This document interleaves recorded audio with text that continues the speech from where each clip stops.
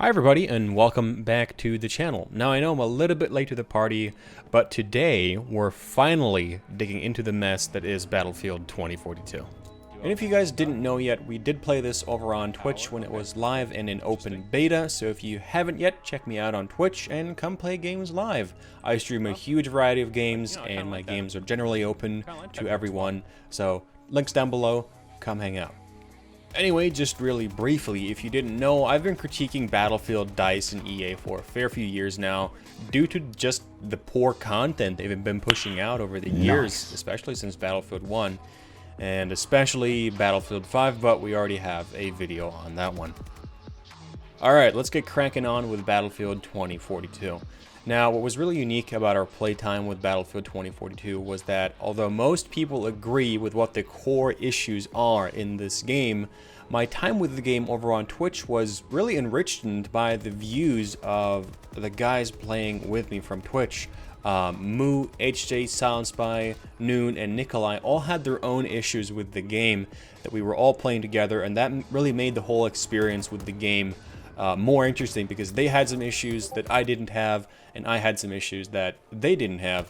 And yeah, I know this is the open beta, but we've seen more and more over the years of how extremely few things tend to generally change from the beta to the live product. So that's going to be my disclaimer on this.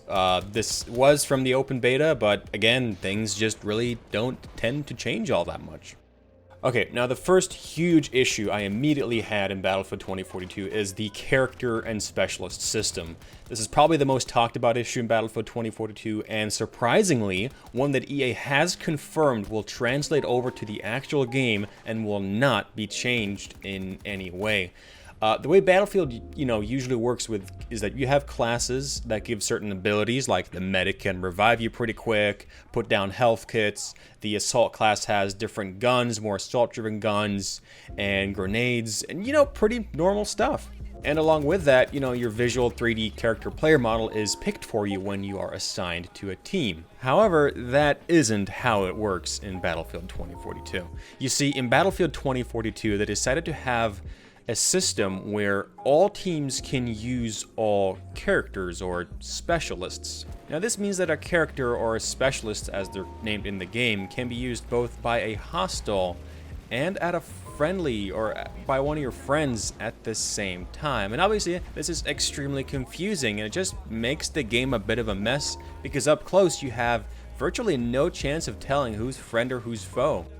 Now, there is a lot of ways to fix this. This isn't a huge deal. This could be fixed by, for example, that your team can see you as the specialist you chose, but your enemies will see you as a generic soldier of the opposite team. But again, this is a confirmed feature that we'll be seeing in the actual live game. They did go out and confirm that.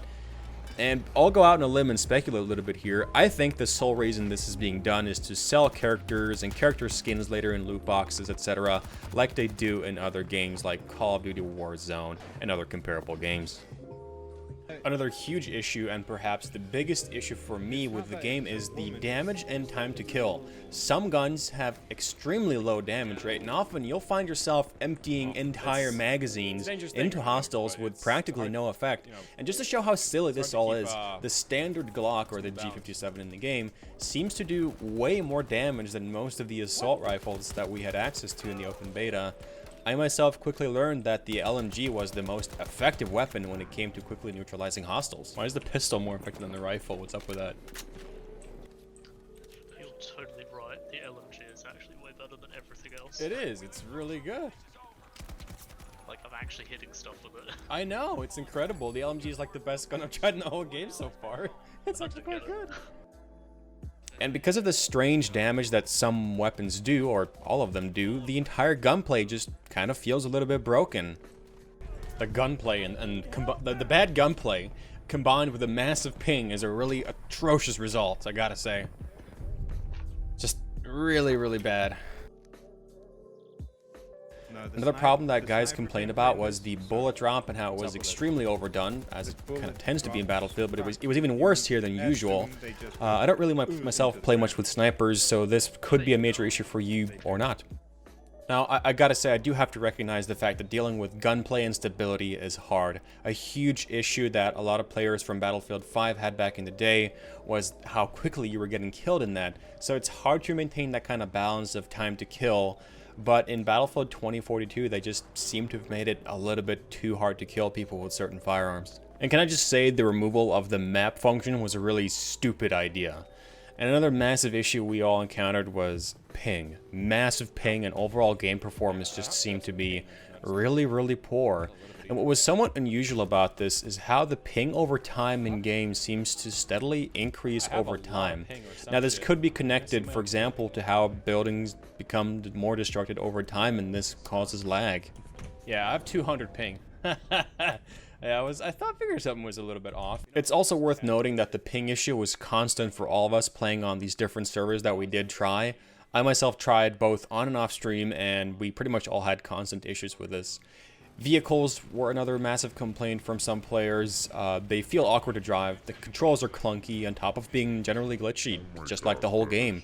We experienced helicopter pilots sitting outside the helicopters, vehicles flipping upside down, all kinds of messy stuff, really. The UI is messy and feels clunky, the revive system is god-awful, where you have to hold E to revive, but that will sometimes cause you to pick up weapons.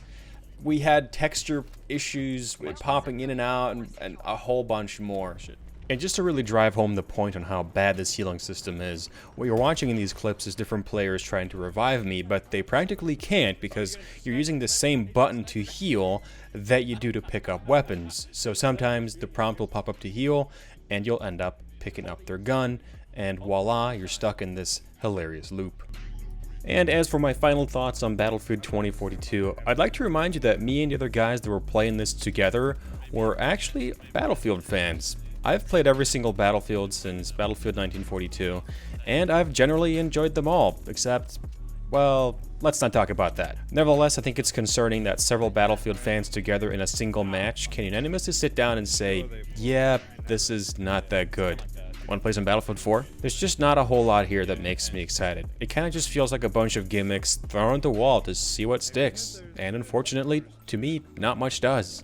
Now sure, this was after all a beta, and let's just hope they fixed most of this stuff for the final release of the game, but again, that just generally doesn't tend to be the case with these kind of open betas. So I guess that finally leaves the question, who is this game for, and is it any good?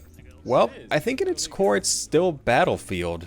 If you're one of those fans who just enjoys Battlefield no matter what, you'll probably still enjoy this. But if you're the person that enjoys anything outside of Battlefield, I'd say let this one slide past you. It's not worth your attention. I'm assuming you're all going to quit playing Battlefield now. I'll just recap. Not very good. Not very good. Not very good. Really bad gunplay. Really weird kind of unsatisfying damage, lots of bugs, lots of glitches, really high, terrible ping. What else? What else do we throw in there? Vehicles are awkward. Yeah, vehicles are awkward. Texture issues. Sitting outside the helicopter. Sitting outside the helicopter as well. That's another one. Yeah, terrible system use. I mean. Yeah, the UI. Yeah, the UI is not good. Loadout's not saving. Loadout's not saving. Bullet. Yeah, no, that's bullet drop kind of weird, wonky. Oh, yeah, what the fuck with the sniper rifles? And then there's the weird revive system. Like you accidentally pick up guns when you're trying to revive people, and then the revive system sucks. It should have just been the chest paddles that they always had in Battlefield, or like in Battlefield 4 and 3, it was chest paddles, and that worked pretty well. 5 wasn't so bad. Like, I think they had a separate key for it because it was like E and F, but just having it on the same key as the gun that drops on top of the body, it's just like. I want to refund my pre-order. I think you probably can somehow. Yeah. Actually, the way they should do it is they prioritize healing than picking up. That's how they should do it. If there's two options. True. I mean, I actually think that you can refund your pre-order.